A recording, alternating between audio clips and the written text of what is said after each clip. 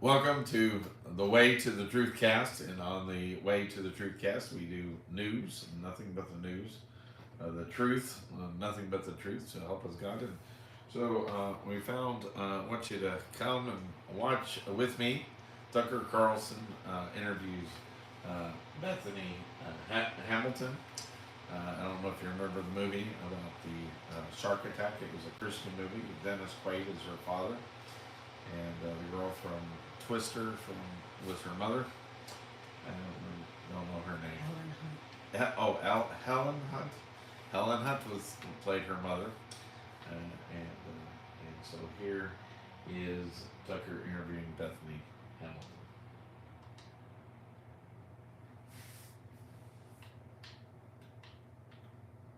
You having a pretty good Democratic convention so far?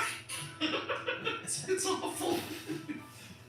We found a way we think we can make it a little bit better, or at least entertaining. So Thursday night, 9:30 Eastern Time, we are going live in real time to react to Carmela Harris's primetime speech. Joining us will be Jason Whitlock, our old friend, one of the best, at this table to assess her speech as she gives it in real time. This is airing only at tuckercarlson.com, and we highly recommend you join us. We invite you, in fact. In the meantime, here's our latest episode with Bethany Hamilton.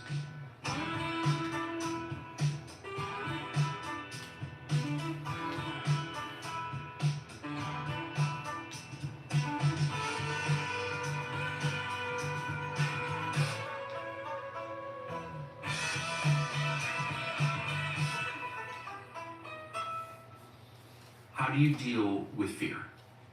Okay, so I deal with fear maybe more naturally and better than your average human, but I would say. it's not like a really thoughtful process for me. It's truly just facing my fears and not letting my fears like overtake me so much that I get paralyzed. And Yes. so I think maybe since when I lost my arm when I was 13 years old, I had such a deep passion for surfing that my decision to get back in the ocean was based off of like getting back to my passion and my love for riding waves and not just facing my fears. I Right. had like a deeper reason. Like I just loved doing what I did, and so I wanted to see if it was possible with one arm. So I truly just faced my fears, and over time, I think facing them over and over and over again, I eventually became less fearful of sharks, so to say. And it's funny, I've heard that sharks and motivational speaking are like people's two greatest fears. That's like the two things that I do. I surf with sharks in the ocean, or I've overcome my like incident with the shark, and then I do motivational speaking, which I would say I didn't like that at first. But eventually I overcame that dislike or that fear or that uncomfortability. And I think so often in life we naturally want to like run from discomfort. We want to make things as easy and comfortable as possible. And so if you can learn to recognize that sometimes you can't do that, and sometimes you have to like walk into uncomfortable. I find in like relationships, for example, sometimes you have to have the uncomfortable conversations to make that relationship more beautiful. Yes. But a lot of us just want to like avoid that instead, and in the long run, that just makes the relationship less beautiful and less meaningful and less filled with depth, and then eventually that relationship may dissipate. Absolutely right. That's a more subtle process. Of course, that's sort of like, getting diabetes doesn't happen all at once. It's like over time. Getting in the ocean to go surfing again is a very abrupt experience. Yeah, and I think for me, it wasn't like I was going out to like the sharkiest location, Shark. When you're, as a surfer, there's certain spots that you're like, ooh, I got the heebie-jeebies here, or when you surf at sunset hour, or if the water's a little more murky, you're like, ooh, this feels a little more like sketchy or more uncomfortable. So I started off in like the shallow, clear blue waters, and so my initial surf with one arm wasn't filled with a deep fear. Like, of course, I was thinking of them. I mean, it was so recent. I started surfing with one arm 3.5 weeks after I lost my arm. 3.5 weeks? Yeah. Well, that's wild. I was on a mission. I basically went as soon as the doctor said I could, and my healing was really fast because everything was really clean cut, and I had a great surgeon, and I just had one of those cases that was I would say a little easier than most, traumatic limb loss. And so here I am, less than 4 weeks later, getting back on my board. And what did your parents say? I think my mom was scared that I wouldn't be able to do it, so she's trying to come up with new, options. Like, you could be a photographer, or like we can go to the mountain and snowboard. But my dad, I think he saw it and he was like, let's go. And he was like there with me, trying to help me catch my first waves. And I'm like, no, Dad, I got this on my own. And lo and behold, I popped up on my third wave and rode it all the way to the beach, and felt like one of the best waves of my life. Just tears of joy, and just that sense of like, wow, I can do this. Yeah, I surfed as a child. I don't see how, just the paddling part, I don't see how you could do that. Yes, it's definitely, I've adapted in my own unique way, and thankfully I have one really strong arm, so we make the most of what we got here.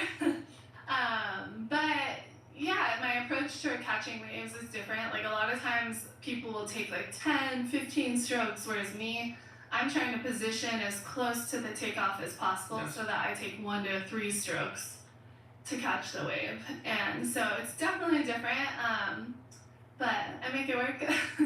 Wow, but your father didn't hesitate in bringing you back to the ocean. No, I think my dad both my parents were surfers, so they get it. They get that love for the ocean. They get that need to like get back out there.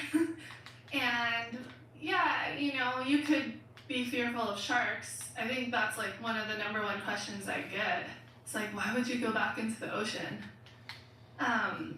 But for me, it was my way of life. It was something I did every single day. And even though I was young, I wanted to be the best in the world, and I had the potential to be the best in the world at that age. Like, very highly competitive. I was winning just about every event that I entered. The summer before, at 13 or 12, I finished second in the national titles in the 18 and under division. So I was like kind of heading on that trajectory, so to say, of like, she could be a world champ.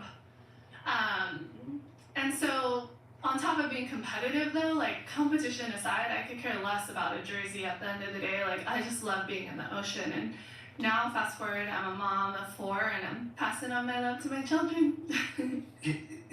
Yeah, I'm just so struck when we sat at breakfast, and your total lack of bitterness or self-pity, which leads to optimism and joyfulness, of course, but how long did that take to reach? I am so grateful. My mom was very encouraging to me in my childhood to know God and to have faith. And so I look at my 13-year-old self and really think like childlike faith. Like, that's what Bethany had at that time. And that helped me to overcome that season and to be grateful for life. Like, I woke up thinking, I could have died, but I'm still here, and I'm so grateful to be alive. And even though my life felt upside down and my future felt uncertain, and like, it was obviously a really hard, chaotic time, but I had this peace that I believe only God can bring, that even though I didn't know what my future was going to hold, I trust that there's more for my life, and I'm grateful to be alive. And that gratitude really pushed me forward, I think. Like, I didn't mobilize, I didn't like sit and focus on like the negative of the situation and how awful it was. And I would even say too, like, I did media really early on, kind of willingly, like as a little 13-year-old, because I had a heart for other people and I wanted to encourage other people. And so I started surfing 4 weeks later, and then people were like, oh my gosh, this little girl's like learning how to surf with one arm right after she loses her arm to a shark. So people were just awe-inspired this is like before social media, but my story truly went super viral. I remember. And I would get letters from all different walks of life, like inmates to like people all over the world, like little girls, like if Bethany can surf with one arm, I can overcome my challenge. And so I had a heart for other people, and so I was willing to talk about my story and like share what I went through and my desire to keep going and overcoming. But I think talking about it really helped me to overcome the traumatic side of it. Like just facing that traumatic incident and talking about it, like now I think I can think about that exact moment and I don't feel like overwhelmed with sadness or anger or, you know, it is what it is sort of a feeling. And I think talking about it really helped that in itself. Wait, if I understood you correctly, you woke up the next day after losing your arm feeling grateful? Yes. That's wild. Yeah, I was in the hospital and I was just really grateful to be alive. And I think the doctors painted the picture of like, hey, you lost over 60% of your blood, you could have died, like it's a blessing that you're still here. But more importantly, I trusted that God had more for my life and that, Certainly did. you know. What did you think you were going to do? Did you have any sense of what your life would look like? Oh, I had no clue. And I think that uncertainty felt really hard. And I think a lot of people who face traumatic situations, they want to just get back to normal life. So maybe that was part of my desire to get back into surfing was like, let's just get back to normal life. Like, I want to be back in the ocean, doing what I love, being with my friends, you know? And so once I proved that I could do it, then there was no turning back. I started surfing all day, or not all day, but surfing every day again and just getting back to normal life. And it took time to adapt and adjust and figure out how to do things. And there was definitely days where I'd be completely frustrated and crying and like the waves were just sending me back to the beach and just so frustrating. Like I think anyone who spends time in the ocean can know that like it's such a humbling place. Like, Oh, yeah. no matter how strong or capable you are, it will humble you regardless. And Oh, and it so, can hurt you at any time. yeah, and so doing it with one arm, I think that also gave me confidence to face the other challenges in my life. I'm like, if I could surf with one arm, what else is possible with one arm in like all the other areas of my life? So it really set me on this trajectory to be willing to adapt and to just make the most of what I have and have got. And so lo and behold, little Bethany just adapting in every which way. Did you ever think you would have 4 children? I always really looked forward to being a mom. And I think because my mom had so much fun with me and I was a parent, that she loved being a mom and that she loved adventuring with me and my brothers, that showed. And so I think that inspired me to want to be a mom. And so yeah, fast forward, being a mom is such a joy in my life. And I always thought I would have 3, but here we are, we have 4. How'd that happen? It just happened. Yeah, it was crazy. Like we got married and you know, typical like married couple, like let's wait 5 years before we have children, and then like about 1.5 years later I got pregnant and I'm like, okay, let's go. Even though I felt scared at that time, like I think God's timing was perfect and I loved just basically bringing our little guy into our life and taking him along for the ride. I was in a unique season in that I kind of quit competing, and thankfully I did because that's when I met my husband.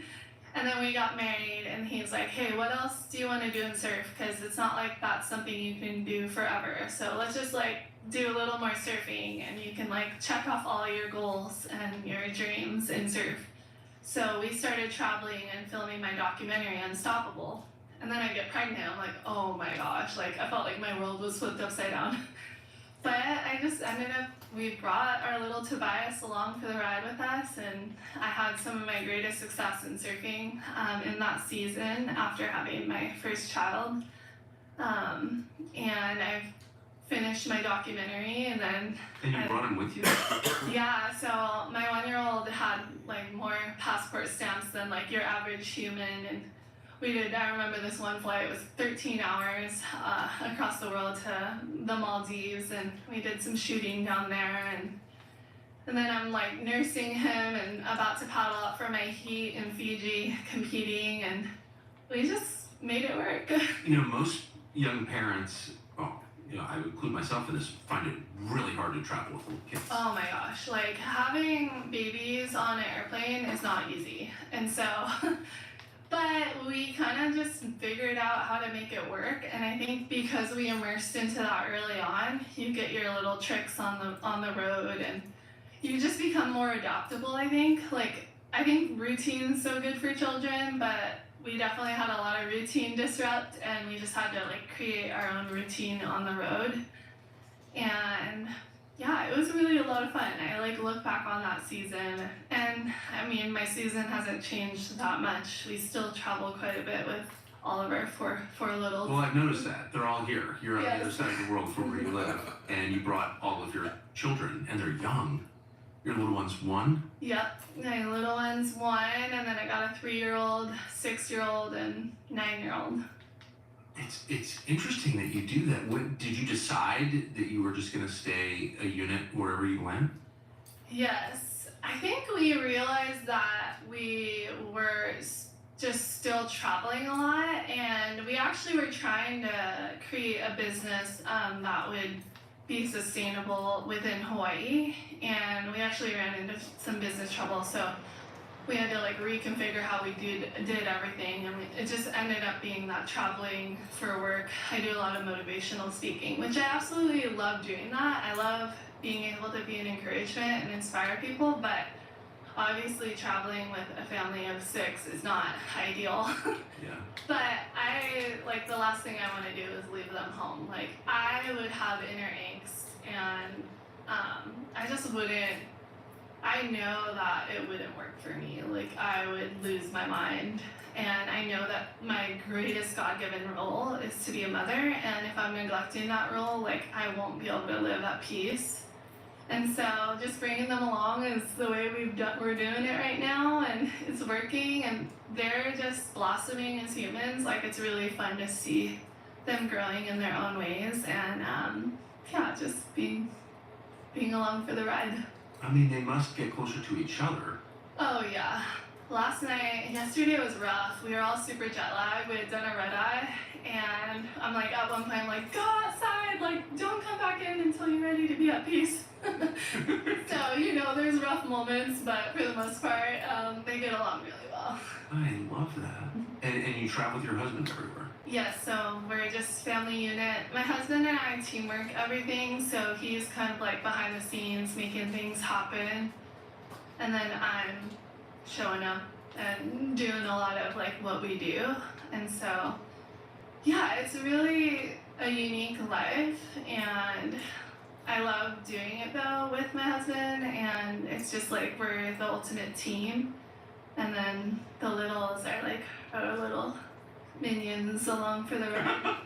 It's just a completely different model of living from the one that most Americans, certainly I, grew up with, where the father or both parents sort of head out in the morning to their own totally separate spheres of work, and then the kids go out to school, their separate spheres, and then possibly they all meet together for a meal at night, and then they go to bed. Yeah, it's definitely different, and I think what made me more open to this life that we've chosen to live was I homeschooled from 7th grade on, and You grew up being homeschooled? Yeah, I grew up being homeschooled myself. So my mom kept me home from 7th grade on. I did elementary school, and then I stayed home after that. And it was primarily, there was a few different reasons. Our local public school was super bad. We couldn't afford private, and I was also, really highly competitive. I was already starting to travel for surf, and so my parents decided to keep me home and save that drive time too. Our school was really far away. It's 45-minute drive, hour one way, so 2 hours just driving to school. And so we just decided to stay home, and my parents just kind of let me run with things. And then I started surfing with one arm and even competing with one arm, and that started less than a year later after losing my arm. And so 2 summers later, I won a national title, and then I started competing in the world qualifying series. So just like the biggest league in surf to be a professional. And so I started traveling international around 16, 17, 18. I'm like traveling around the world already. So just being able to finish school while I'm traveling and have that flexibility was really just made it possible. You know, some of my peers did finish normal school and then they started competing, so there's different ways about it. Either way, you can be highly competitive, you just have to work with what you got, you know? But I feel like traveling and surfing taught me more than, you know, school did, and so it just made me a savvier human. It made me like understand the world more. You know, I saw a lot of different cultures, and you know, I had to build my own independence really young, and it just, you know, I blossomed a little younger, I would say, than most people. Hey, it's Tucker Carlson. Here at TCN, we wake up every morning with one goal in mind: tell the truth. We're trying hard to do that every day all over the world. You can find all of our news shows anytime you want at tuckercarlson.com. Podcasts, interviews, documentaries, and now you can see it all on television. Download the TCN app on your smart television today. It'll blow your mind. What did what did that do to your relationship with your mom? Did you get along with her when she was homeschooled? Yeah, you know, I think like most teenagers, we got along, but there was like a little sandpaper too. Yeah. She did the best she could, and in hindsight, I look back and I'm like, you know, I had some teenage vibes going on, but for the most Those part, are like, inevitable. yeah, I think for the most part, we had a really awesome relationship, and my parents would take turns traveling with me, so, you know, we lived in Hawaii, price of living was really high, and they're just barely scraping by, but they still gave me so much to And support you lived on an outer island. Yeah, we lived on the outer island too, so we're always inter-island hopping, and then once we started traveling more internationally, it was just a lot on them, but thankfully, like, I was surfing so well, and I started supporting myself around age 16 financially, so I was traveling under my own dollar at that point. But my parents would come along for the ride with me sometimes, and I think sometimes they were pitching in, but yeah, it just kind of started young for me. What a different childhood. Yes, very different. And I think too, being a professional athlete, you learn diligence and ownership over your life. You have to push yourself, you have to be self-motivated, you have to, you know, really work hard at your sport, and nobody else is going to do it for you.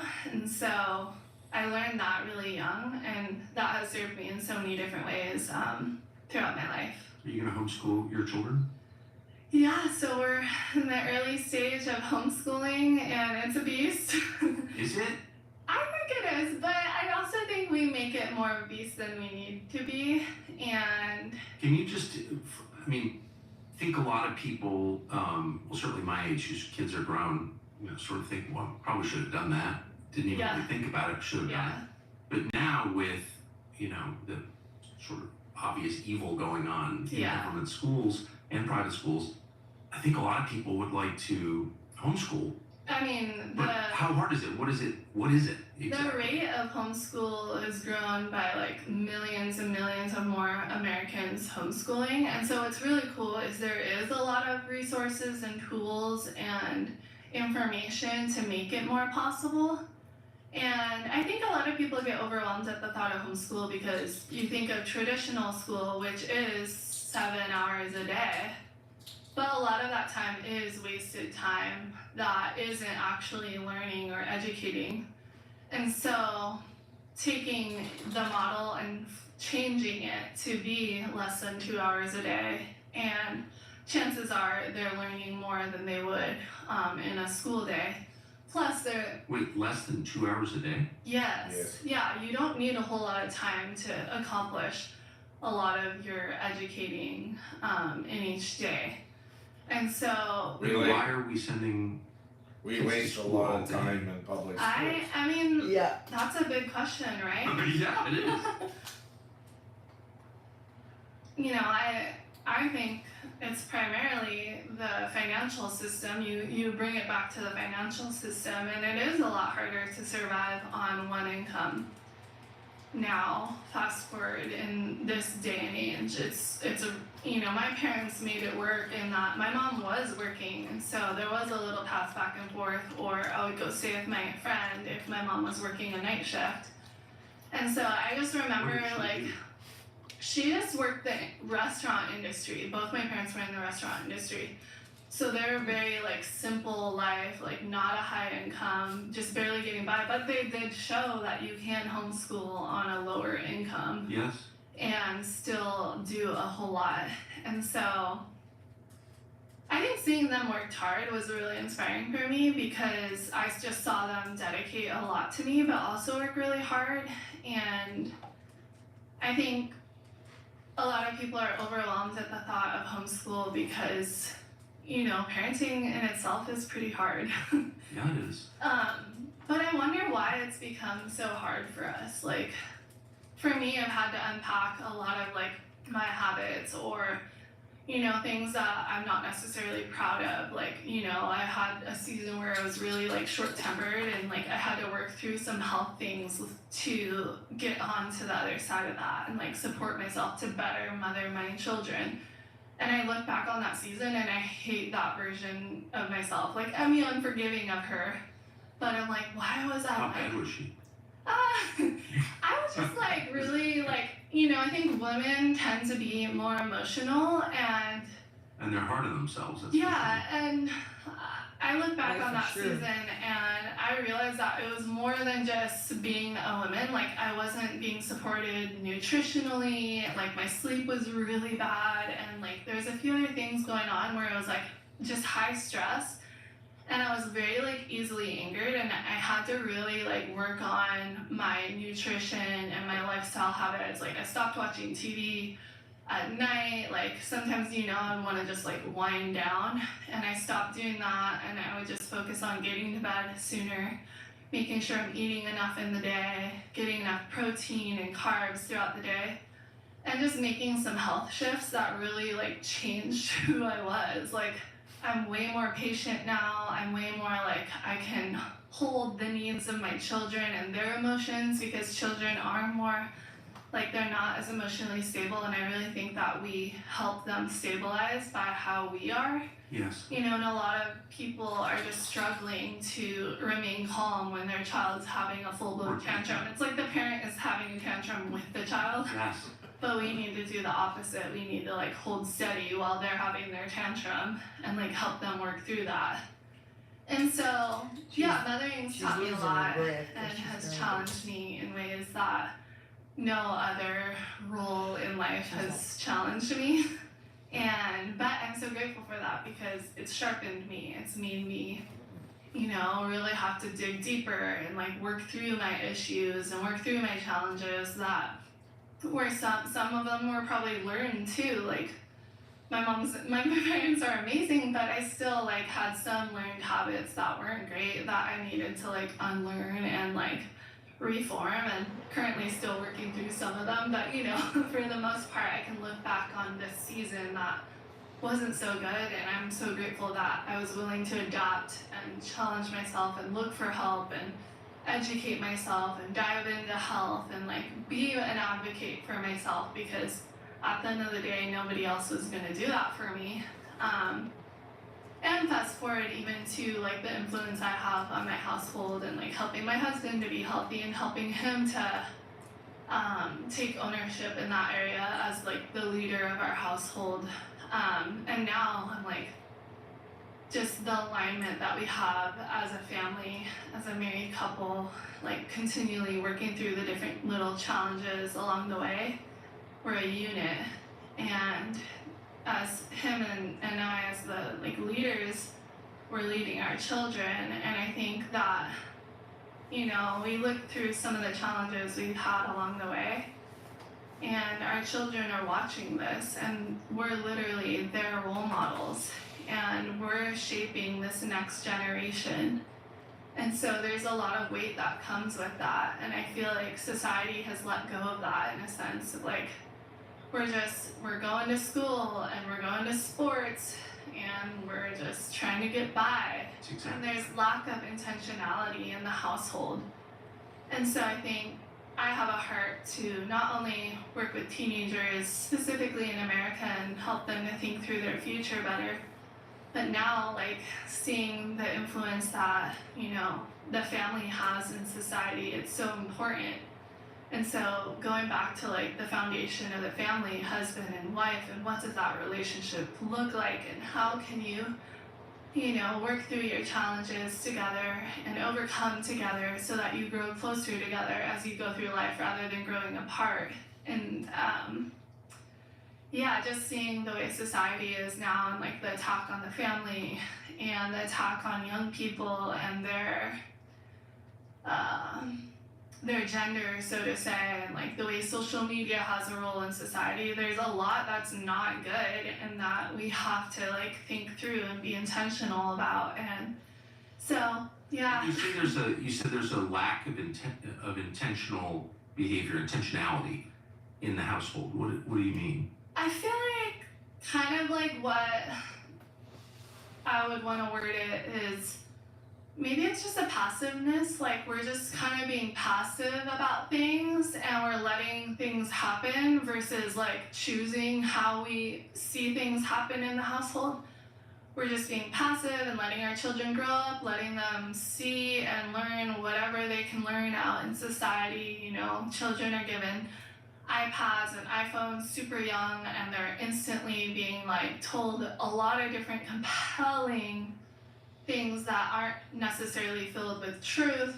And so I think as a role as a mom and my husband as a father, we're thinking through that because our children are still young, but our 9-year-old's going to be a teenager in a few years, and like life's going to change. And so how can we be proactive and not just be passive in his life, but really like mentor him and speak into his life and help him find his career path, so to say, and help him to become a brave and leading young man, even if his nature isn't necessarily a leader. Actually, our eldest is a natural leader, but I'm just saying, like, we'll look at our other boys and maybe they won't be natural born leaders, but they're gonna have to lead at some point. And so equipping them to lead and like showing them the way more than just by example, but really like coming alongside of them and helping them find their way until they truly are ready to spread their wings, and then letting them know that the phone is always there and like the arms are always open. So you said that you've got 3 boys and 1 daughter. Your oldest son is a natural leader. He's the oldest, not surprised. But that all your boys are going to have to be leaders. What did you mean, and how would you train them to be leaders? Yeah, I just think of the God-given beauty of marriage and matrimony and that relationship. And when done right, like the man is meant to be the leader. Yes. And I think that in society, with the current culture, especially in America, a lot of that's been flipped upside down and disregarded, and it's not serving society. And how is that working, flipping that upside down? Like, just the woman is maybe she's not overtly leading the household, but maybe she's manipulating the household, or maybe she's living in the same household but doing her own thing, and it's just kind of like 2 separate lives together, but like she's doing her own thing and not really necessarily following a lead. Or maybe it's simply that the husband isn't leading and he's being passive. Yes. And that is affecting the household in ways that maybe the husband and wife don't really realize. And it's harmful and it doesn't serve the household, and it's hard to recognize it at first, but at some point it will backfire. And I think that's partially why there's so many broken marriages now, but there's so much we could unpack there, right? There's so much to society that is broken and lacking wholeness. And, maybe the husband isn't being faithful, or maybe the wife is being reacting in a way that's pushing him away. And there's just so much to unpack. I'm not like a marriage expert, and I don't know. I think you've identified the big ones, though. Yeah. Actually, it sounds like you are a marriage expert because you just described well, the many varieties of dysfunction in a household. And the passive husband is a much more common thing than it used to be. Yeah, and it's hard because a lot of like what we know is what we've been taught or what we've learned from our own parents, and so you could hardly blame the husband for being that way. They maybe never had someone come alongside of them and truly show them the way in a healthy way, or simply having conversations that are intentional around this area, like, hey, like these are things you're going to need to do as like the leader of your household, like just simple conversations that are never held. If you were to give that advice to one of your boys, what would you say? Oh, I mean, from a mother's perspective, it's just knowing that, like, hey, like, you need to provide for your wife mentally, emotionally, and physically. And what that looks like is this, and this. And if she's reacting in certain ways, it's likely that you're not providing in one of those key points. And so being willing to problem solve as like a husband, and to be honest, like it's because I've felt this in my own marriage and having to work through that with my husband, and rather than like letting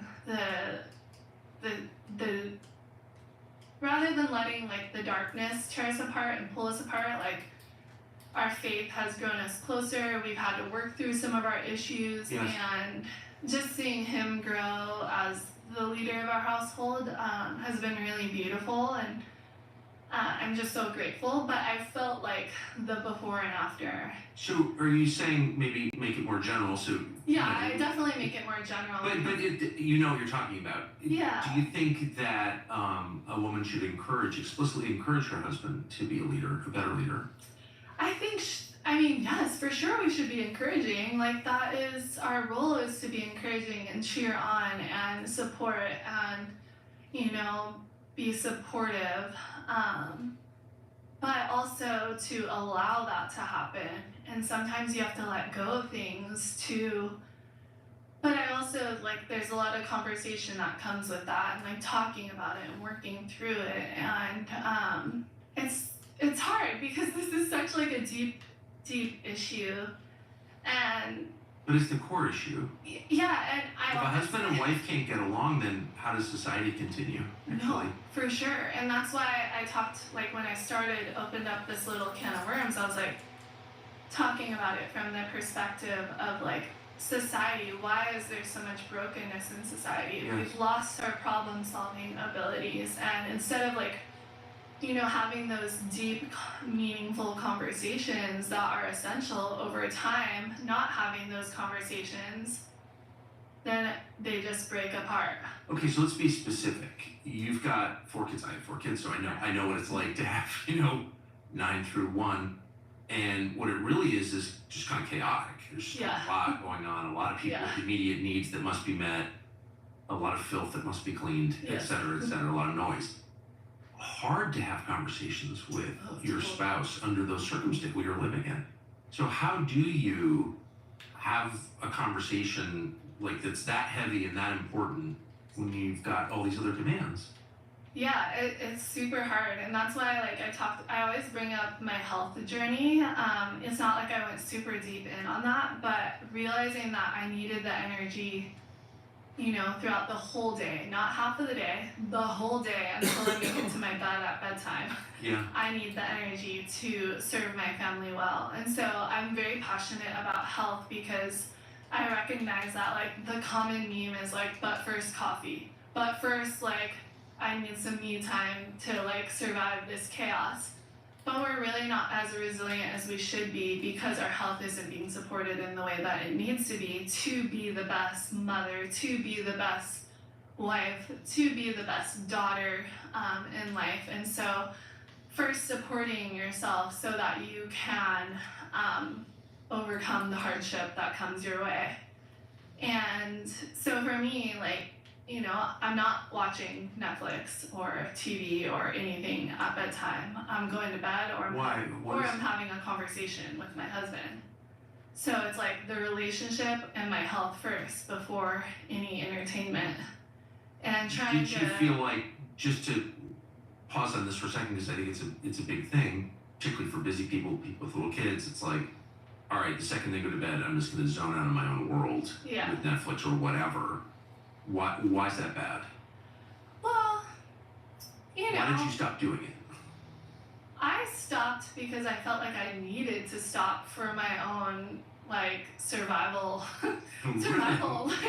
Like, you know, I do try to find, you know, a 20, 30 minute, sometimes hour and a half window for myself in the day, which that looks like surfing or getting a little movement or going on a little walk or laying in my bed praying or doing something just by myself for a quick minute. But there's like so much time that is wasted, whether it's scrolling on social media or watching TV. It's very consumeristic. And I want to create and I want to build and make beautiful. And to me, consuming doesn't allow for that as much. You know, when I'm consuming, I'm essentially not creating. And so I knew it would be worth asking you that question, because that's a wonderful answer. When I'm consuming, I'm not creating. yes, and so for me, you know, we always want to justify our actions. Every now and then, I like to sit down and watch alone, and it's usually with my husband and sometimes with my children. Like that's the one TV show we watched lately in the last year. But otherwise, I'm not consuming, and you know, I am on social media, but I try to like keep tabs on that and not let it like overtake my life. I typically have it on a separate device. Lately I haven't because I broke my old device phone.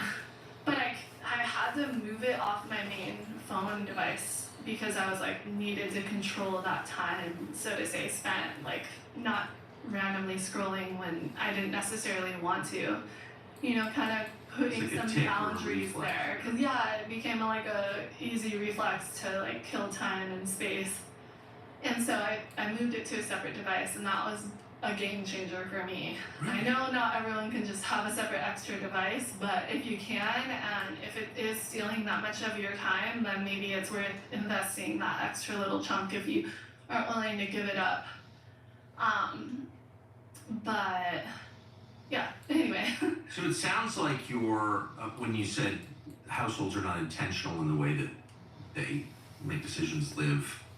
Yeah, it's almost like we're more reactive to life rather than proactive. So reacting to what comes our way and just kind of reacting to the time and just doing what we have to do to kind of get by versus like planning and being proactive and saying no to certain things and saying, you know, like choosing what comes in the household and how we use our time and how we converse with one another. And you know, I think of like the marriage as the foundation of the household, and so being proactive in that relationship and like really working for that rather than letting time kind of turn it into this passive relationship that eventually fizzles out because we weren't proactive in it. And so yeah, it'd be fun if Adam was here, he could speak to that in his own sense. And I'm grateful to God for him every single day.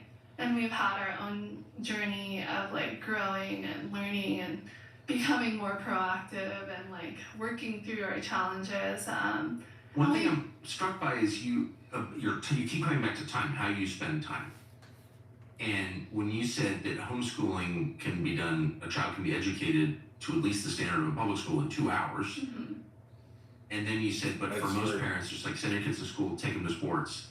There's like a whole kind of program that families sign up for that they have no control over at all, Right. Yeah. that may or may not be good for their children, and they just react to it. Mm-hmm. But you're instead figuring out how to spend, the other 22 hours a day with your kids. Mm-hmm. That's a big change from the way most people live. Yeah, it is a big change, and I think it's because, I was like the last generation to not have social media for most of my childhood. So I remember I got an Instagram about when I was 15, and I had this season where I was highly addicted to it. I would be with all my friends, and I would like randomly start scrolling, and then I would try to show them stuff, and they're like, we're having fun together, like we don't need that.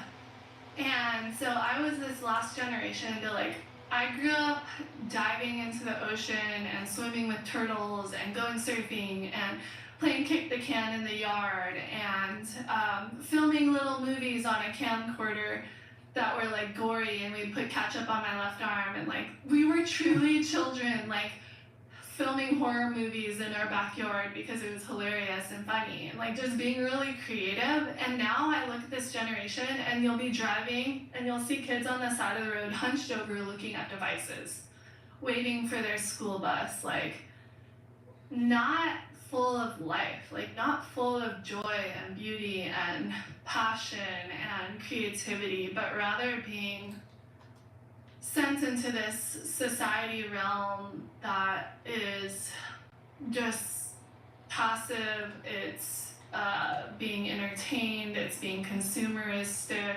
it's just lacking this beauty in life that I really like. I look back on my childhood and I love my childhood. You know, I did grow up with amazing parents that, you know, they devoted a lot of time. It's just because you're famous for being attacked by a shark and losing your arm in your childhood. And Yeah. How was your childhood? The best! It was. Well, that's just, it's good. Yeah, it was so amazing. And, you know, the loss of the arm was just like a little speed bump in the road. Like, I continued to have like an amazing childhood after I lost my arm. And so now I'm looking at this generation. It feels like you really mean that. Yeah, I do mean that. I loved my childhood. Even the hardship that I faced, like, it created me to be an overcomer, to be an adapter, to be someone who has to work through challenge in a healthy way. And I did figure that out, I would say, for the most part. You know, there's always things we have to unpack at some point or another, but yeah. And now fast forward being a mom, and I'm like looking at this generation, and it's just so vastly different. I will say, like, I would leave my house at like 8 in the morning to go surf. My brothers were gamers. So I would leave the house and like go do a bunch of different things, and then I'd come back like 8 hours later, and like my brothers hadn't left their spot on the couch. And that also had a huge impact on me. I was like, what are you guys doing? You literally left the couch for like 8 hours straight. And I started seeing that. I think being like a nature lover and someone who like grew up in nature and like found my creativity in waves. Granted, both my brothers were great oceanmen as well. They were like really talented on waves. So it wasn't like they were so stuck to the gaming that they didn't go surf. But I saw this like side that I just didn't like, and I was like, there's no way I'm allowing that in my household as I grow up, or as I'm raising my children, because I want them to be creating and you know, I want them to just be super healthy. I think too, like, I have like a unique perspective of like being a former professional athlete, really having to push it physically and mentally, and like knowing that I had to support that nutritionally and just through various avenues of health. I now bring that into my household, and I'm like, if there's one area in your life as a parent to not be passive, it's like, well, actually, I don't think I can narrow it down to one thing, but it's like your faith and health. Like, at least give your children those two things, because otherwise society will eat them up. And there's so much junk out there that will like. Okay, well, let's. First of all, I feel like a consumerist slug listening to you. I've never played a video game, but I have a lot of my life now that I think of it, and I'm sorry that I have. But let's just stop with those two things. The two things you said you can give a child, or for children, are faith and health. So let's just start with faith. How do you do that? Well, I guess you have to go on the journey yourself. First, you have to be able to know what you believe. You know, my parents encouraged me to know God at a young age in the Christian faith, and I mentioned earlier, after I lost my arm, I had a peace that I believe only God could have brought, like, through that season, even though it felt chaotic and upside down and, like, the most unimaginable thing happened to me. And I'm a very rare human to have that circumstance. But even in the chaos, I had a sense of peace that God was with me and He was not going to leave my side. And I don't think that He ever did. Like, the way I worked through that season was so beautiful and so full of a confidence that I believe only God could have brought.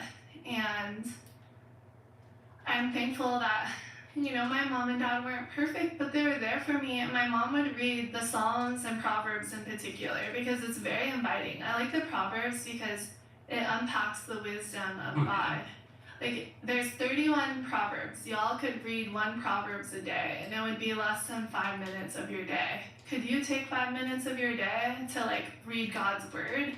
I think so. And they're amazing. And they, even if you don't believe in God, an atheist could read the Proverbs Oh my gosh, and come away improved. Yes, be blessed by the Proverbs. But the Proverbs and Psalms was one thing that my mom did read with me. She would read that and pray with me at bedtime.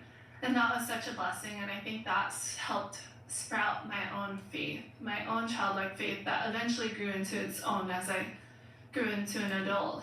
And now I want to give my children that so that if they have something like a shark attack in their life, they're gonna be able to work through that with or without mama. They'll be able to survive the challenges of this world. They'll be able to see through the lies that are being spoken on a daily basis in our society. They'll be able to see through the lies that aren't gonna serve them in their life. And I believe that that's in God's Word first and foremost. And so for me, it looks like praying with my children at bedtime and throughout the day, and it's reading the Bible, and it's encouraging them in their faith and talking through philosophical ideas that at the end of the day you can look to God's Word and know what is truth. And so I forget your original question, but how do you how do you impart do that? faith and health? Yeah, and then too, just praying for my children, because at the end of the day, it's not me who does their faith, it's God. God will gift you that faith. He will speak into your life. And so to me, the most important thing is to read God's Word, because that is the thing that will sharpen them and speak into their life. And it's ultimately, the Lord says that that is His Word. And when we hear His Word, that can work and move in our hearts and minds. And then when it comes to health, just living out a healthy lifestyle, teaching them what is good and what is not good. My children know that we're not eating red dye 5 because it's not good for us. So they're choosing not to do that at 6 and 9 already. And they know we still have treats, so it's not like they're so deprived that they're oh my gosh, I need the red dye 5 because I have this opportunity to have it. Red dye 5. Pardon my ignorance. What's red dye 5? The red dye that they put in food, but it's not really food, and it's highly toxic. You need to deep dive that, Tucker. Come on, get your act I together. don't know if I want to know. It sounds bad though. But if you go into the grocery stores now, majority of the grocery store is not even things we should be consuming. And I know a lot of people are well, that's expensive. To a certain extent, it is going to take a little more investment to bring real food into your house. But when you educate yourselves and start to understand why, it becomes an easier decision. And there's a lot of things you can do that are more affordable to just eat real food, basically. What do you serve your kids? And that's the cool thing is, I'm the one with the wallet, so I get to bring what is in the house. My husband and I, of course. And he does half of the grocery shopping. Whoever just is out there picking up the Most food. money in every household is spent by the woman. She makes those decisions. Yes. So, I'm the one that's choosing what comes into the house. So it's easy to make the household healthy because I'm not going to buy the junk that doesn't serve them and their health in the long run. So, for example, for breakfast, we'll have crepes, pancakes, waffles, or egg toast, and I'm blending it in the blender and I'm putting the ingredients in there. And it's all wholesome ingredients and lots of good eggs. Eggs are such a great way to start your day. My children are fairly mentally stable, and I think it's because we eat really good. We eat clean, healthy foods, and they're not very roller coastery in their mental stability. Right. And so I'm seeing it play out in real time, like, wow, they're really healthy children. Because their sugar levels aren't spiking and crashing. Yeah, and then, it's not even that we don't eat sugar, we're just making sure we're getting enough protein to balance out that glucose. So as long as you're balancing out your diet, you're gonna be okay if you have a little treat here and there. But there are a few things we avoid, like red dye 5s, artificial ingredients, seed oils, a few other things that just aren't really like real foods. And so we just keep it wholesome and real. We eat a lot of your like normal meals, but just the healthy version of it and none of the junk processed. And like, we'll shop at like Costco, for example, because that's like one of the only grocery stores we have on our island. And 90% of what's in there we're not bringing home. So we're choosing to find the good stuff that is wholesome and real. But no Lucky Charms or Mountain Dew. No. We might have a little root beer here and there, but... Interesting. And then what's your view on kids being outside? Oh, I mean, we have a really unique life growing up in Hawaii. They're in nature all the time. And I will say, if you're struggling in your parenting, it's probably because you just need to get in nature more. Like any day I feel kind of stressed or overwhelmed in motherhood, I'm like, we're going to the beach, we're going to nature, we're getting out of the house and into like just this place where they can be creative and just be grounded again, And so I found that like I definitely thrive as a mother in nature. So trying to like find those thriving locations so that we can thrive in life. How much contact do you have with your larger family? Yes, I mean, we have such a beautiful setup. My parents, they live on the same property as us, and both my older brothers live within a 10-minute drive. And so I got all my nieces and nephews, my brothers. We have about 12 or 13 grandkids now, my parents. And so it's just like... And they all live next to each other? Yeah, we're all like within 10-minute drive of each other. So it's really easy to get together and like help each other raise each other's children. And my mom is a super grandma. She's so supportive and like is truly there for us. And like, if I'm having a rough season in motherhood, which they come and go, Yeah. It's just part of life. I'm like, my mom's there and she's giving me advice and I'm asking her for advice and I'm like, how do I get through this, Mom? Or on the rare occasion, please take the children before I lose my mind. Which isn't very often because I have a great relationship with my children and I am healthy, so it's not like I need that all the time, but it is just a blessing to have that. So just for perspective, because you're famous, people might think, well, that you can live that way when you're really rich. But having just been in Hawaii recently, I was reminded it's, I think, the most expensive state. It's one of the hardest places to live. And it doesn't sound like your family's rich. No, I mean, right. We make decent money and we are a unique situation, but I grew up with 5 of my best friends from childhood, born and raised in Hawaii. They're now married and have children, and almost all of them are homeschooling. And they're living a very normal life, and they're getting by. And they're choosing to live a lifestyle that is different, but they aren't anyone, unique or out there. So that's kind of what I'm saying. It's achievable then. You can choose to live a certain lifestyle, and I think the common thing in America too is like we want to live above our means. So figuring out what is your means and are you living within your means and what adaptations can you make so that you could make your dreams come true if you have certain dreams, so to say. And if you choose to not go down that route, at least being intentional with the time that you do have with your children. So when they come home from school, having that energy and that mental capability to be intentional, to give them eye contact, to give them that quality time. I feel like specifically from junior high to high school, it's like the most pivotal years, besides obviously childhood's pretty pivotal, and their worldviews are pretty formed very young, but there's these pivotal years where parents get very little time with their children because they're in school, they're in sports, then they come home and they have homework and random chores maybe, and the parents barely get that time with their children. And so obviously my children aren't in those years, but I'm thinking about those years and how I'm gonna approach it, and I don't want it to be mundane or unintentional. Like, I want my husband to have quality time with his sons so that his sons have a good grasp on the world and what they're getting themselves into as they become adults, you know? And so What do you think they're getting themselves into as they become adults?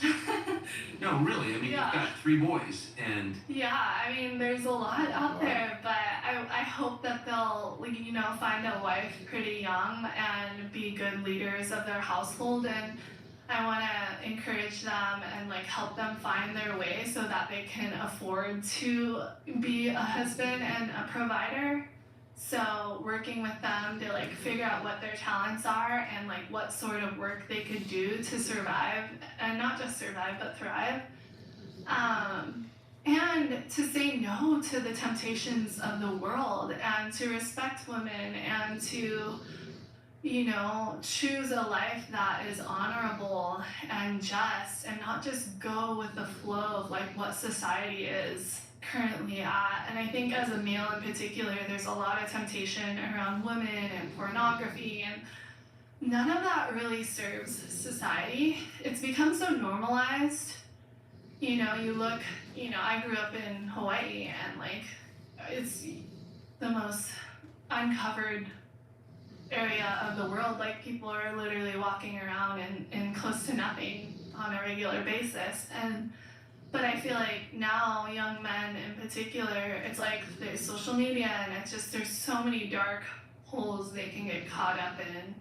And even gaming, like, I am really against gaming. I haven't even really talked about that publicly, but there's no way I'm bringing that into my household, because I want my boys creating, becoming, like, building up their skills in life. Like, I want them to have, you know, mentor under a plumber, electrician, like mechanic, have these basic skills so that they're not completely helpless when they, you know, start living on their own. Like, just basic life skills that instead they could be gaming. And where is that gonna get them? And then when they have to start living a real life and they run into challenge, what are they gonna do? Are they gonna problem solve, or are they gonna just go zone out in gaming? There's a lot of husbands that aren't showing up because they're busy gaming or pornography. And so equipping our boys to say no and to say yes to the good and beautiful things that they could be doing in life, and to learn how to provide and serve and protect. you've got such an interesting way of presenting what you think. So you have a very gentle affect and calm and laid back, but what you're saying is like really radical as Yeah. compared to, and I think every word you've said is true, just for the record, but it's so different. It's so different. You live on an outer island in the farthest away state out of 50, in a pretty rural state, I think. So maybe you don't know how radical what you're saying. Do you have a sense of how different how you live is from how many other people live? I mean, I've started to realize that in raising children, of like trying to find good friends for my children, and just like some of the boundaries that we are setting on behalf of our children, and trying to like, you know, who can they play with, what households are good for them to be in. And I think it's gonna get even harder in the teenage So years. it sounds like you think you have the right to make those decisions as a parent. Oh, 100%. Like, I think that if I didn't lead, guide, and protect them, like nobody else will. Yes. No, I couldn't agree And more. and don't we have an understanding that the brain isn't fully developed till 25 Yes. for males? I think it is somewhere Mid-30s for me. somewhere around there. So why would you like hold back protecting them and helping serve and guide and lead them in a healthy direction? I think of myself as super healthy, and so of course I'm gonna like help lead and guide them along the way and not like just let them hopefully float out there and figure it out. That is kind of the strategy for many. But even to the extent of like, hey, you're invited to question me, son. Like, question what I'm saying. Question what your auntie or uncle is saying. Ask questions and don't be so passive that everything mom and dada says is, you know, the end all, say all. So, to the extent of like, yes, you respect your mother and father, but you're still allowed to ask questions and have your own opinion. But, you know, I do see it in my 9-year-old how much he looks up to his dad and me, and how he's willing to like, he knows that when mama says like don't eat red dye 5, it's because she loves him and she's protecting him from eating these neurotoxins that will give him ADHD, and he doesn't have that currently, so we don't want him to get that, but he could have it if he keeps eating those over and over and over again. And so he trusts me in that. I explain why. I'm not just like, nope, you can't have that. I explain why he can't have that and why I don't want him. And you know what? If he ate it once or twice a year, I'm not making a huge deal out of it. I'm just like, hey, like we're not bringing that into our household at least. How are you going to navigate marijuana? Ooh, I mean, for me, it was actually a really easy one to navigate as a teenager, because I think like the way my mom might have talked about it, and then even in the public school, was like I was highly athletic driven, and so I could see that it was a common theme that people lost their drive in life with marijuana in particular. And then even I've had a mother-daughter mentorship program, and one of our calls is focused on drugs. And the coolest thing is we'll show the girls the brain without marijuana and alcohol and the brain with, and they look very different. Like it's very noticeable how healthier, like we had a brain specialist kind of explain the differences, and you could see it with your own eye. And so that was really cool to me as an adult who's chosen not to like do marijuana or anything like that, but just talking about it from a perspective of health. So that's why, you know, I said earlier, like encouraging your children in faith and understanding health is so important. And talking about, like I talk about, hey, you know, if you go through a challenging season in your life, do you want to go to alcohol or do you want to go to God? Like, what's going to be your strength? What's going to serve you and your family? Is alcohol going to serve your family, or is God? Like, what's going to lead you forward and help you to overcome and adapt and persevere through the challenges that will inevitably come your way? Certainly not alcohol and the drugs, which a lot of society is going to that because we essentially aren't happy with our life, or we're looking for an outlet that numbs some of the pain. And so, you know, working with our children to face their hardship and to work through their pain and to have a plan for when that comes if they don't have any of that prior to leaving the household. Like having a good plan, like what are you going to do when you face hardship? Are you going to go to these outlets, or are you going to come back to mom and dad or someone who's respectable in your life to help you work through it? Because there's certainly been seasons in my life where like, why didn't I go to someone to help me through that? Exactly. And I tried to navigate it by myself, and it sucked and it was hard and it was awful, and I'm like, why didn't I ask for help?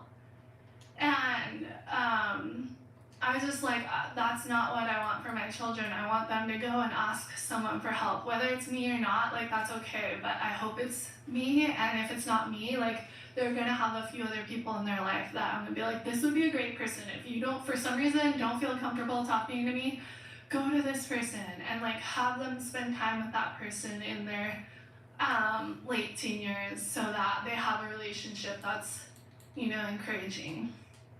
Why do you think, this is pretty common human experience, but people have problems that they could probably sort out quickly if they articulated them in front of somebody else, but they don't? Why? Oh my gosh, I feel like there's a lot of reasons why, and I think,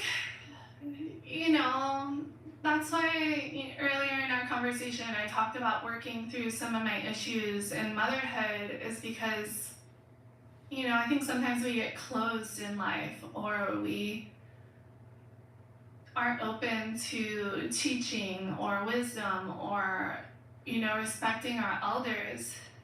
It's almost like there's this untalked about level of being where we have pride and we just think we can do it ourselves.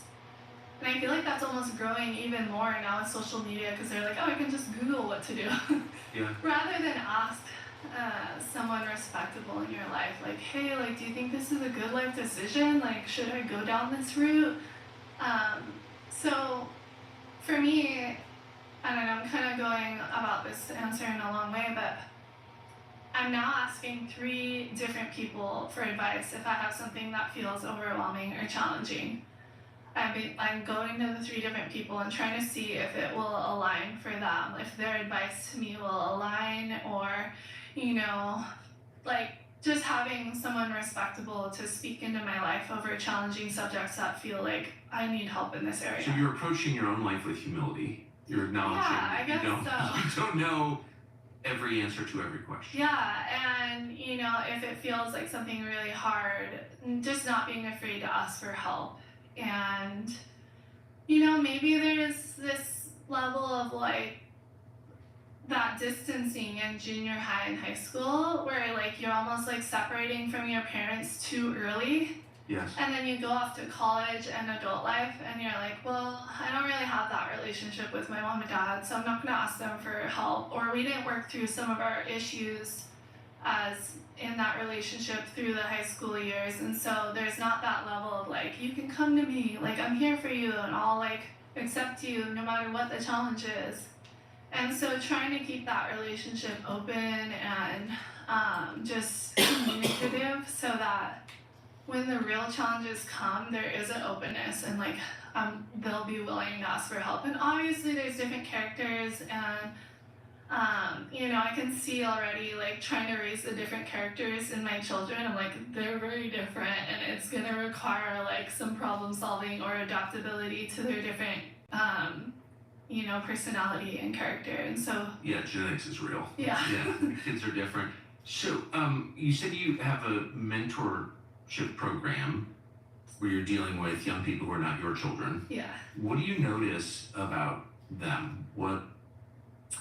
Yeah, so I've always just had a heart for teenage girls, and maybe it's because of what I faced at such a young age. Like, when I lost my arm, I was 13 years old, and it's such a pivotal season going into those teenage years. But then there was this one woman who would pick up my girlfriends and I and speak into our lives. She mentored us and encouraged us in relationships in particular. She equipped us to enter into the dating realm and to look for a husband in a healthy way. And this woman wasn't like super appealing, so to say. Like, I would say the fact that she like brought chocolate and like brought us to the beach was like the lure, so to say. Yeah. But she was willing to just show up, and like, even if she wasn't like super cool, like as a teenager, you're looking for those cool people to hang out with. She wasn't like super cool, but she like spoke into our lives, and she made the most of what she had, and she made such an impact in my life. And so I just feel like I've been given a unique platform to speak into young people's lives, and I'm very passionate about like social media as well. Like, the big thing I've noticed is the girls who, I'm working with girls between like 9 to 18, and they're alongside of their mothers, but the girls who are highly active on social media, like, you can just tell right away. Like, they dress more promiscuous, they're very aware of their being, they're very like aware of just how they look and how they carry themselves. And it's almost like they've got something to prove. They're trying to be cool or like, be accepted in a certain way. And I really just noticed a vast difference in the girls that are active on social media and the girls that are not. And Either way, they're very lovable. Who's happier?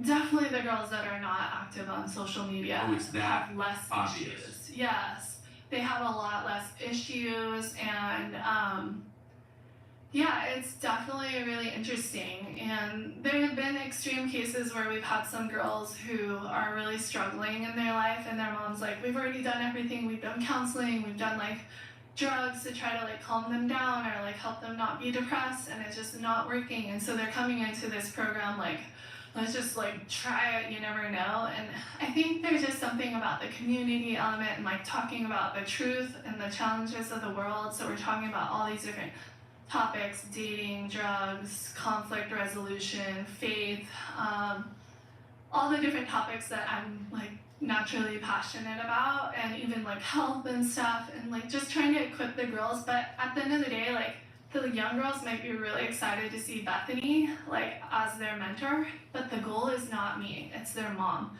So their mom's coming in and doing it with their daughter, and it's about that mother-daughter relationship. Because I remind the girls, I'm like, hey girls, like I'm not gonna be there for you when the going gets rough, but your mom is. Like she's the one that will die for you and like do whatever it takes to be there for you in your tough seasons. And so maybe you don't see eye to eye with her on everything, and maybe you have a little sandpaper of a relationship, but your mom loves you so much. And so it's just kind of about bringing back that family unit and making that be the focal point of the mentorship experience program. And so it's just been, yeah, it's really interesting though to unpack like the difference in the children who are being exposed a lot more and then the ones who are not.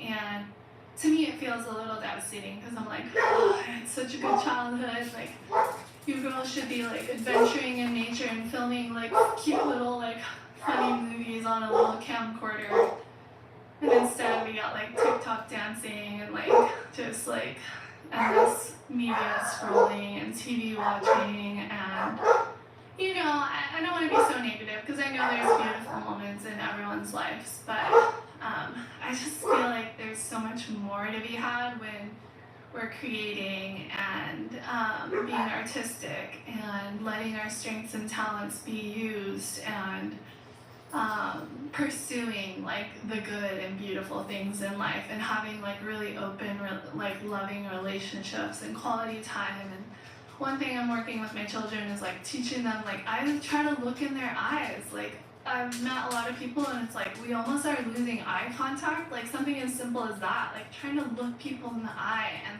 starting in your own household, like once you start to be aware of it, you're like, whoa, like they haven't looked me in the eye today. And so you have to, but like I have to lead my children to be able to look me in the eye. And so like making sure I'm not so busy that I can't like slow down and like check them out and like give them that eye contact that they deserve and that like quality time. So one thing I love to do with my 6-year-old in particular, and he's super sweet, but he has like this interesting personality that it feels a little harder to get through to. And so one thing I like to do with him is play rummy cards. So he's only 6 and he's doing so amazing. Like he beats me all the time at rummy, and like he'll be like calculating how much points he has versus how much points I have throughout the game. And like this is like one way that I like to connect with him that is really sweet, and there's nothing else going on. I mean, obviously there's little sissy trying to steal the cards, but for the most part it's just him and me having this moment to You're not connect. checking Instagram during the games. No. Phones set aside, and it's just like him and I, my 6-year-old, who actually can play cards really well, and like he's doing math at the same time, but he's like connecting with mom. How rare are your views where you live? I mean, it's interesting. Yeah, I think it's fairly rare. Like one thing, for example, like my children are looking out the window when we drive.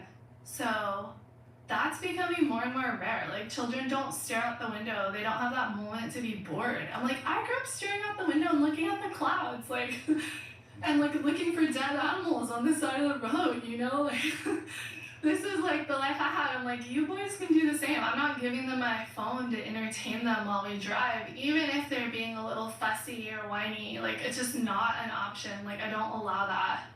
And so we'll turn on stories. I'll let them pitch in. Sometimes they get to pick the music. So like my 6-year-old, he either wants country music or he wants piano.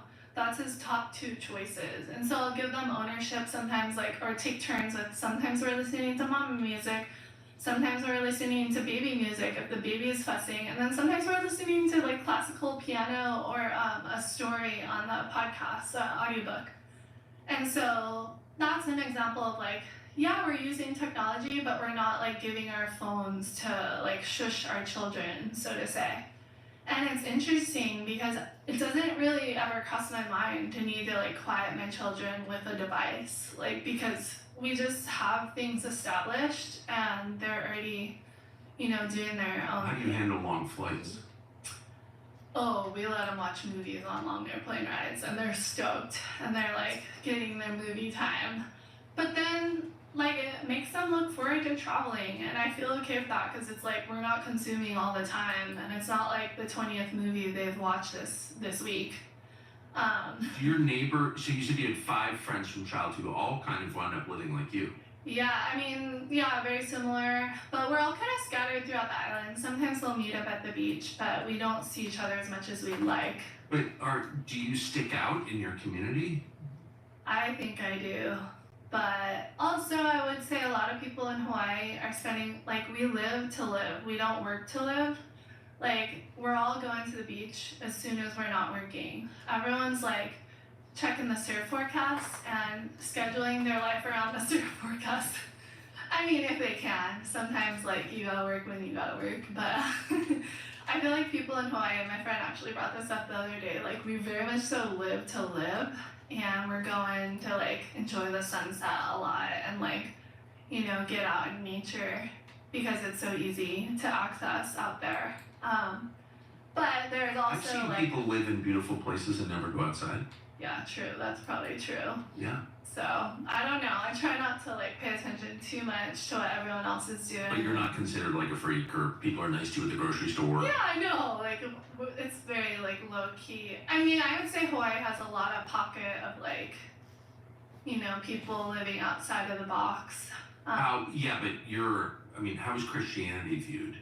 I feel like that's an interesting one, and it feels like it's changing right now with like kind of this new world religion of like the Pride, LGBTQ plus whatever movement.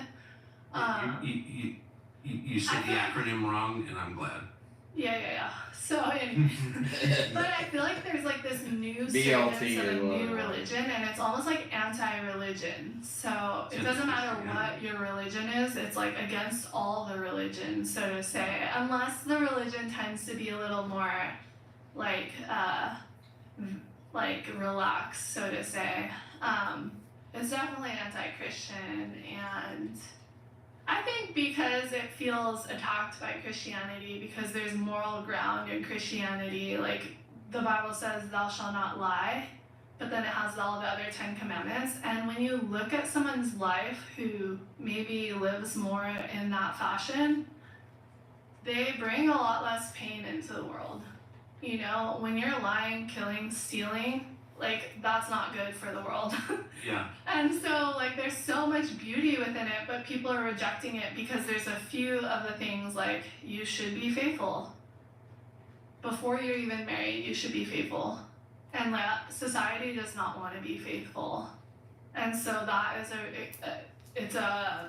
it feels unachievable and unapproachable because society has normalized being unfaithful. And so people feel defensive when they feel like they are being told what to do. Yes. But yet, someone who lives out a faithful life is such a blessing, right? Yes.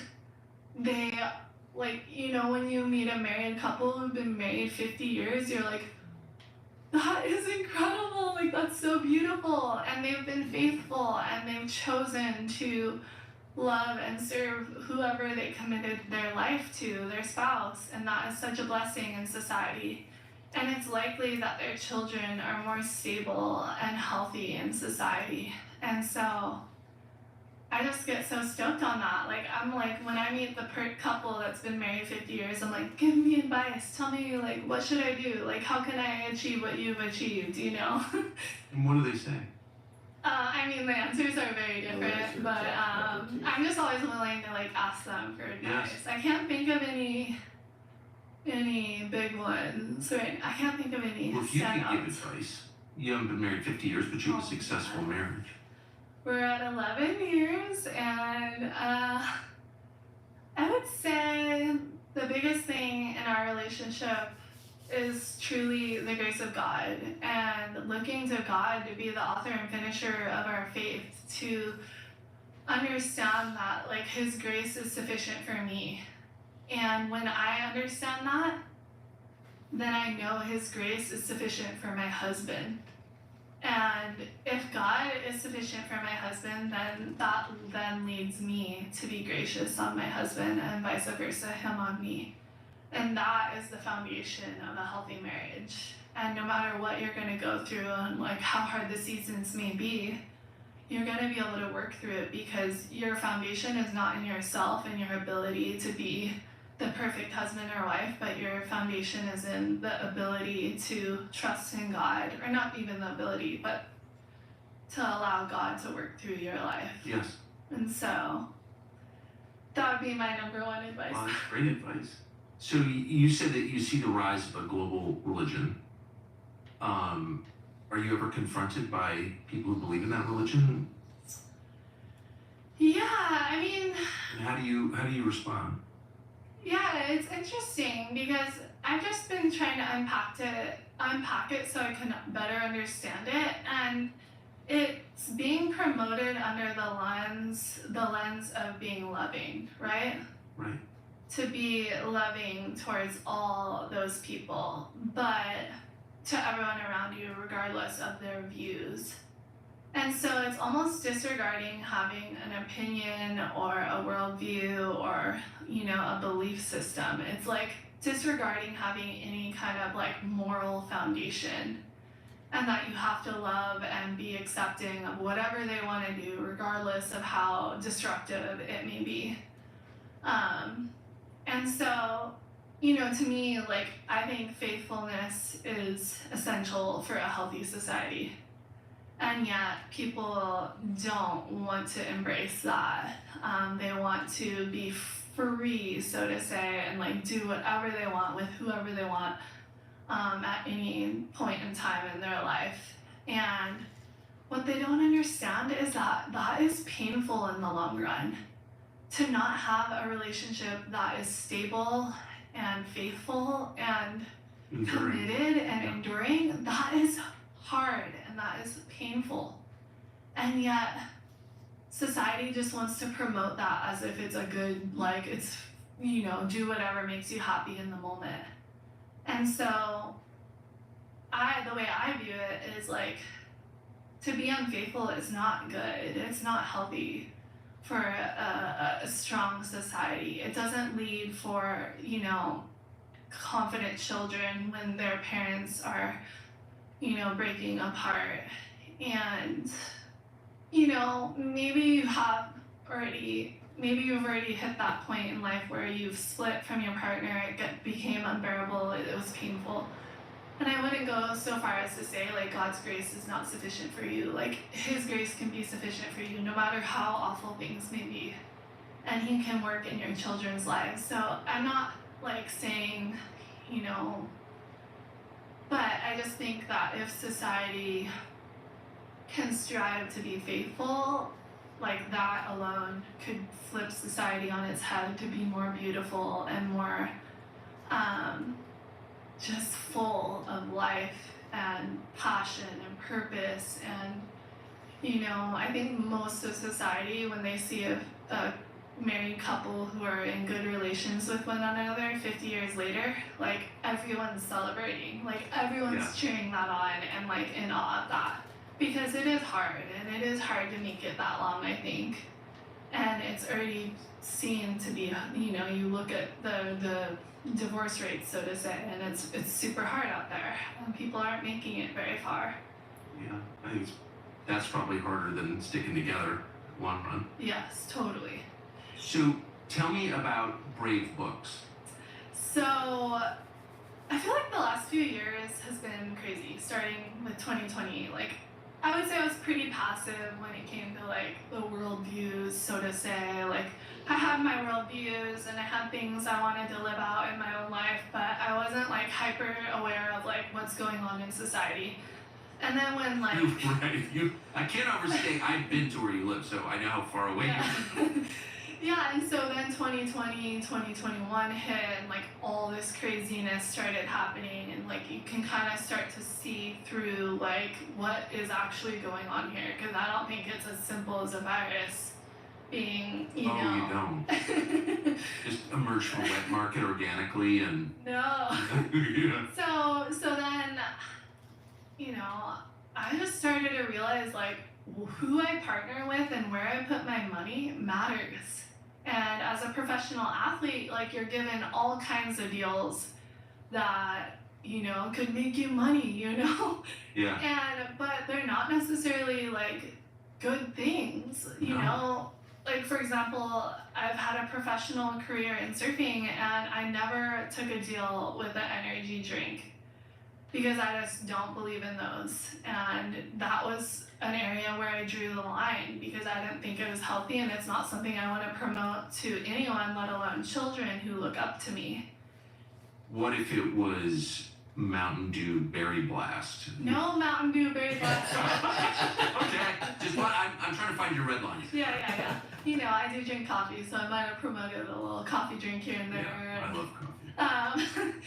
You know, but I'm promoting smoothies and I'm promoting like finding your fuel and energy in food and taking care of yourself and like just living a healthy lifestyle. But fast forward 2020 and all that chaos hits, and I'm like, what are we promoting? And so I get this opportunity I get Brave Books emailing me and being like, hey, do you want to write a children's book with us? And I'm like, oh yeah, let's go.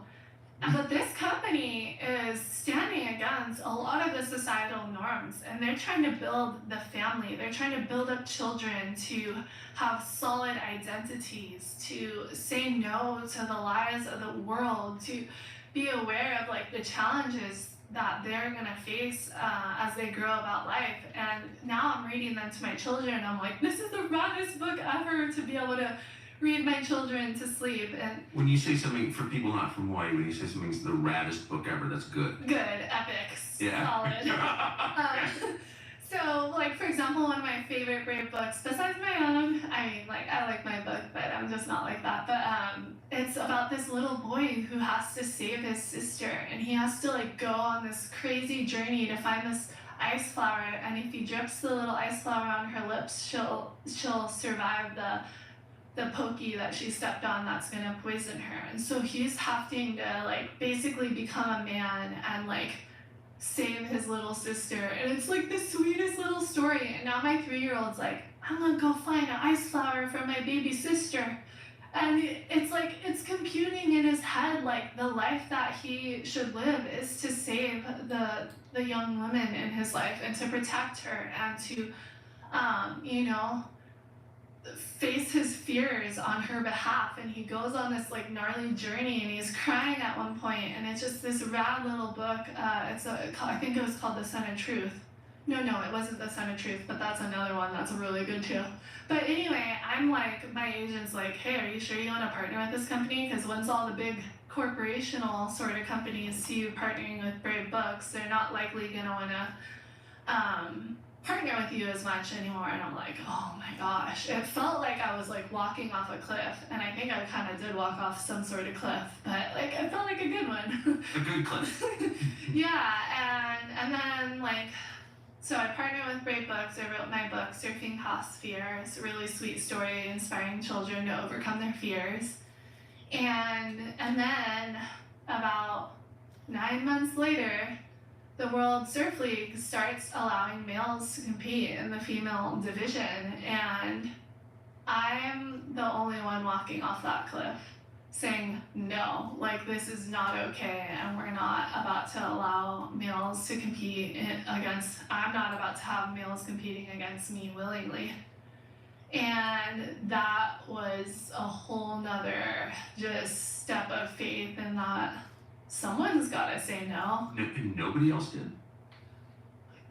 Literally, I don't think one female, maybe like a couple lesser known, like kind of like not very vocal girls. Like, I think there was a lot of women not for it, but the unfortunate thing was that the World Surf League had all the athletes say like, hey, you're not allowed to say anything deemed derogatory or negative towards the World Surf League, or we will fine you and disqualify you from competing. So shut up and obey. Yeah, and so that was like the contract they had signed the December prior to that year. And they literally get an email. They didn't even get a vocal warning like, hey, males are now allowed to compete in the female division as long as their hormones reach this certain level. And they didn't even get a warning. They just get an email in the inbox. And I'm like, oh, no way, this is not okay, and I'm not for this. And I think I lost some major deals that year. I think I had a deal on the table with Ford, and that never happened. And I think it was around that time when I was like, nope, I'm not for this, and I like made a public statement. And what kind of reaction did you get to that? I would say it was mostly positive, but there was some gnarly negative intertwined. But I feel like most of I had people out of the woodworks like stopping me in our local grocery store, like, thank you so much for speaking up, like, we're so proud of you. But there was also some really aggressive, like, I have like this shark gang on TikTok that like, they're like, we're on Team Shark. Like, what? Yeah, some like crazies out there. But you know, whatever side of the spectrum you are, I feel like there's crazies in the mix of like either end. Like there's just extremists that are hateful and harsh and will say gnarly things. But it definitely was like an intense season, and I probably let it like affect me more than I should. Though I didn't look too much. I was like, hon, you can look if you want, but I'm not looking because I need to go to sleep tonight. Good for you. Not looking is a huge step. I know. Sometimes you just have to not look, and not a looker. Yeah, you're probably better off. Much better off. Yeah, and yeah, so anyway, partnering with companies like Brave Books, and now I'm partnered with Public Square. Like, you can literally put your dollar where your values matter, and I think that really matters. Like, there is a team of amazing people trying to build a parallel economy that isn't founded on these weird agendas and these hate, division, death. Yeah, just this gnarliness or this new world religion that they're trying to shove down children's throats to make them like more confused than ever. And so Brave Books is inspiring families to speak into their children's lives early on so that they can go into society and not be confused, not be hateful on themselves, and reject their God-given beauties, but to embrace their God-given talents and the person that they've been formed to be. And I feel like this new world religion is like, oh, just be whatever you want, flow whatever direction you want, and like it really doesn't lead to happiness. It leads to despair and darkness. And, you can even look at the statistics and know that, some of these people that are choosing to amputate their body parts are not healthy, and they're regretting their decisions, and they're taking hormones that essentially make them get disease earlier on in life than they should. And I'm like, we're cheering this on because they just feel like they want to be different than they actually are. Like, I have one arm. I would never wish that on anyone. Like, why would you amputate perfectly good body parts just to look a certain way? Like, it doesn't make sense to look and be a certain way and like to do such extreme measures. And yet society is like, woohoo, let's go. Granted, I think after I spoke out against males in female sports, I think this majority of society is like, nope, this ain't okay, but they just might not be voicing their opinions. Did the surf league change their position? No, and I think ultimately they're trying to be accepted into the Olympic rules, so they're following the Olympic rules. So the Olympics is choosing to allow males into female sports. And so the World Surf League is just following their lead, so to say. The picture's a joke. Yeah, I mean, I would say the athletes are incredible, and I would I highly celebrate the athleticism and the hard work of these athletes, but the organization behind is definitely not serving the athletes to the best of its ability, and it's not looking at the realities of like a male competing against a female is just simply not fair and like should never be okay. I couldn't agree more. So I wanted to end on something that we were talking about off camera that I thought was so cool and revealing. We're talking about social media, and my daughter's is a huge fan of yours, so she was showing me your social media last night. I don't actually have the app, Instagram, but she was showing me this. Yeah. So cool.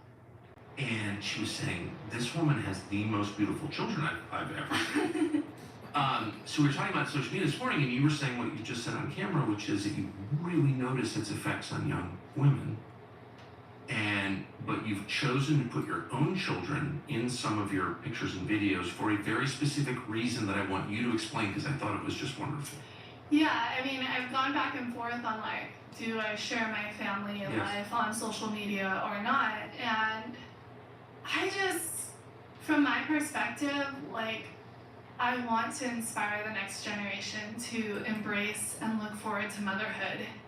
And there are people that I follow that make me like just look forward to waking up to my children every day. They have a really positive outlook on motherhood. They inspire me to be the best mother I can be. And they're not hiding their family life, so to say. And so there is this like kind of balance that like a lot of people will just refuse to show family, but I really want to inspire this next generation.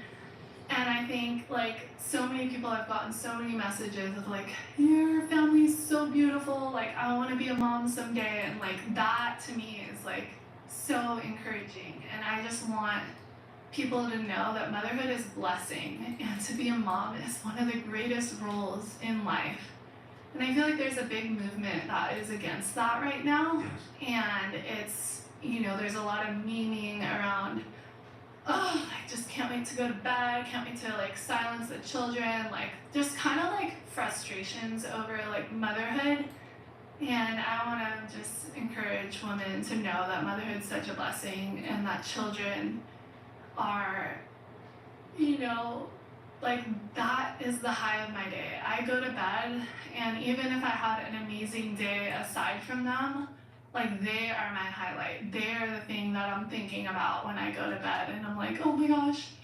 Even on the rough days, I'm like, there's always that sweet moment that I am like thinking about how my 3-year-old came and gave me a big hug and kiss when I came back from surfing or something like that. And he was the highlight of my 2-hour window. Like, it wasn't the surfing by myself, it was like the coming home and getting a big hug and kiss from my 3-year-old. And so I'm hoping to inspire this next generation to know that motherhood is such a gift, and to look forward to that because it's such a blessing. I won't even ask why anyone would want to deny people the greatest pleasure in life. But I just commend you for reminding the rest of us that it is the greatest pleasure in life. It is. It's such a blessing. Bethany Hamilton, thank you very much. To watch the rest, unlock our entire vast library of content, you can visit tuckercarlson.com and activate your membership today. In the name of free speech, we hope you will.